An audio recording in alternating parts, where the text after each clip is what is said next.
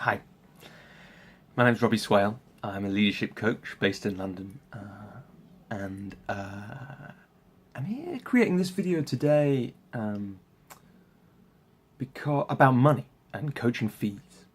It's a video mainly for coaches, but other people might be interested too. I do quite a bit of work as part of my practice with coaches on developing their business and creating the lives they want. And one of my clients recently asked me about that, and we didn't have time in the conversation, so I thought I'd create this video. I think it's quite a good video to create. I am denied about it. I felt some of the anxiety that most coaches feel when they get to talking about their money.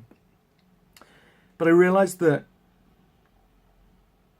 it's important to share this story because a lot of people are embarrassed about their fees, charging for themselves anyway. That's a part of it. But also just maybe not comfortable talking about money. Certainly in Britain, that's not necessarily something we do. And I also think for coaches, there's a real worry. What if my clients see this? And then I charge more or less, or they think, if I'd come in earlier, it would have been much cheaper, or whatever the worries are. And I decided not to worry about that. I wanted to create the video for my client, Justine.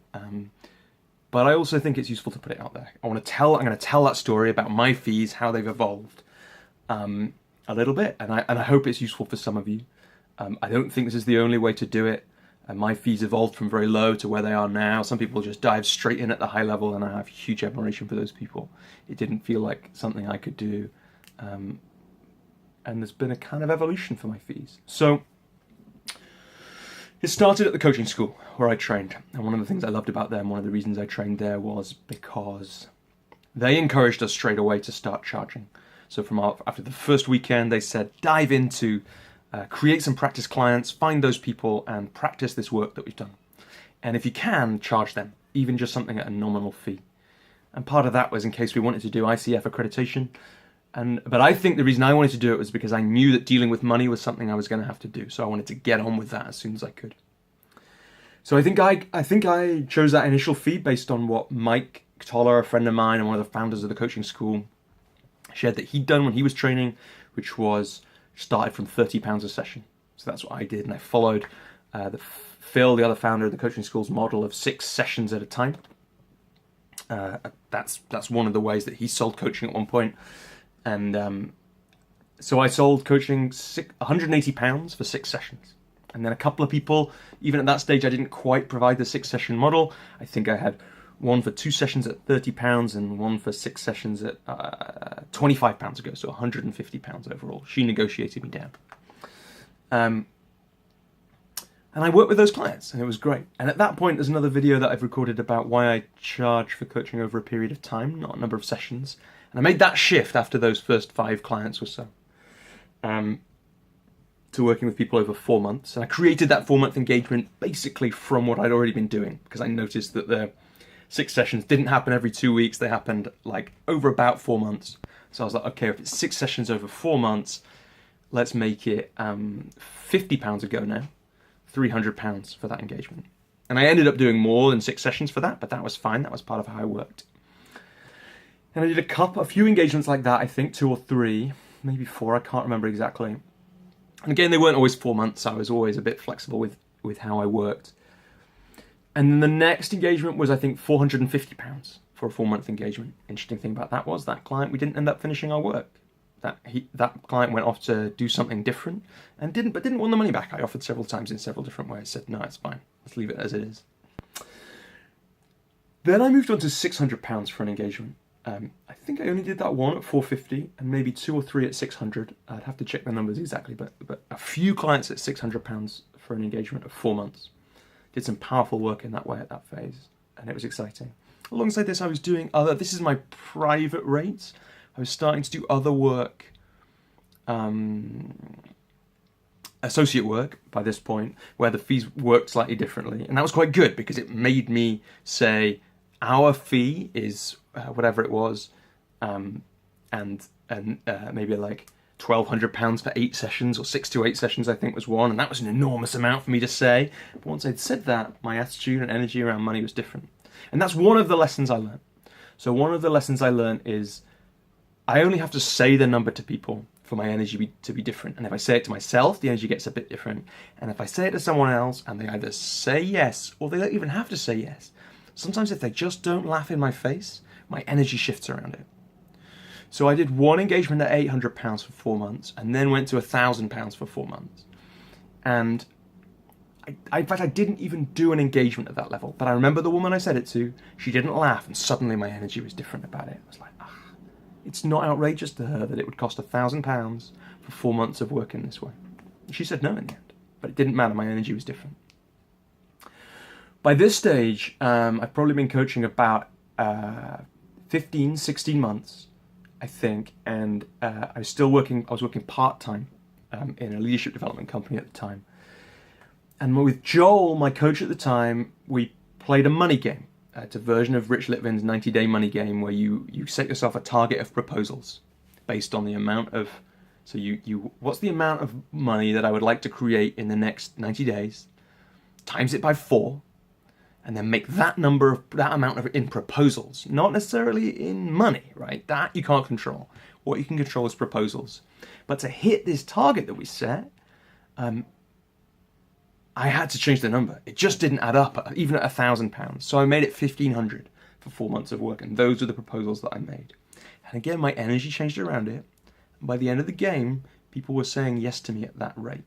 And that was the amount of money where it suddenly it added up that I could leave the other job, alongside the associate work that I was going on, which again was part of that. It's like some opportunities arose, and my decision was, if I want to make this game work, I have to say yes to these opportunities. I have to make the proposal there too. And that's how I played for quite a while. For probably about 8 months, I played at that fee alongside some associate work, which again helped this add up for me, and some other bits of facilitation and training. And then I played up again. I felt like I need to go for a while. One of the things that Phil once said to me was someone had said to him was, after 6 clients, consider raising your fees. And I'd probably had more than that, but it felt like the right amount. That hadn't been the growth area for me. Then I went to £2,000. I made a few proposals at that level. And then not long after that, I shifted the length of engagement to 6 months and 12 months. I'd been offering 4 months and 12 months. And the 12-month fee, I think, was at 1,500, was like that time. 1,500 for 4 months, it was then like 4,000 for 12 months, which is a bit of a discount. And then at 2,000, it was for 4 months, it was £5,000 for a year. So it's like multiply it out, and then there's a bit of an advantage to the client for signing up for a longer period. But no one did sign up for a longer period because I think the difference was too big or something.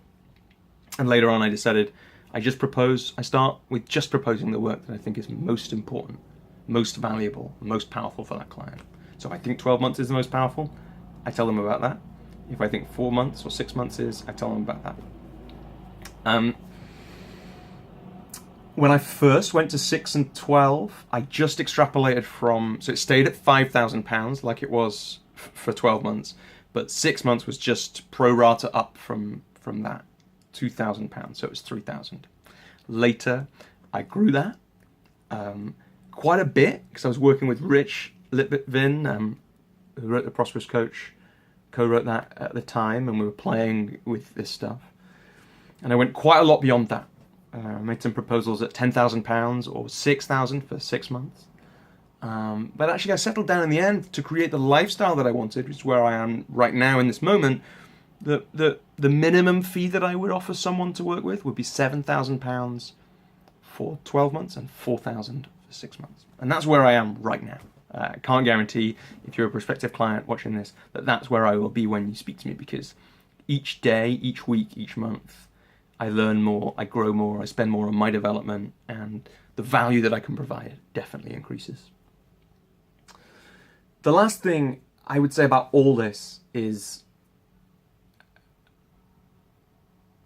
to return to an idea that I've shared elsewhere before, but that I think is really important. So money isn't, the great analogy is the lifeblood or the petrol, right? So in a car, money is the petrol in the car. It's not the point of the car, but it is something that enables the car to run, and without it, the car can't run. And that's what money's like for your business. So I'd encourage you to play with this however you can. If you're a coach, jump your fees if you can. You're always underestimating it. I have a friend, and we play a game with each other sometimes where we check in like with each other about money, a proposal for something, and we might say, we get to play the other part, which is, now you should be charging more than that. You're worth more than that, because we tend to underestimate what we're worth. And for instance, with those clients that I made a £10,000 proposal to, I made that because I had no doubt that I could deliver £10,000 worth of value to those people because of who they were and where they were, and that's exciting. And because of what I'm worth, and I know that I'm worth that. And part of the reason I know that is because I know there are people out there who charge that, and I know that I can offer as much as they can offer. But it's not always what I want to offer, and that's important to me too. I did some work with a group of coaches on a recording that I put out recently about money, and one of the coaches put it beautifully. Charge what feels right. And what felt right to him at that time was what he was thinking of charging. So take that message, charge what feels right, but also the other message, you're probably underestimating what you're worth. And I guess the third one from this video is you can play. You can play with money. You don't have to charge what you're going to charge in the end right now. You don't have to charge the same thing for every client. You don't have to charge, do the same engagement with every client. And those are some of the messages from this. But I'd also love to hear from you, what you've taken from this story that I've told about my fees. And I'd also, love to hear any other insights that come up, whether you're a coach or otherwise. Thanks very much.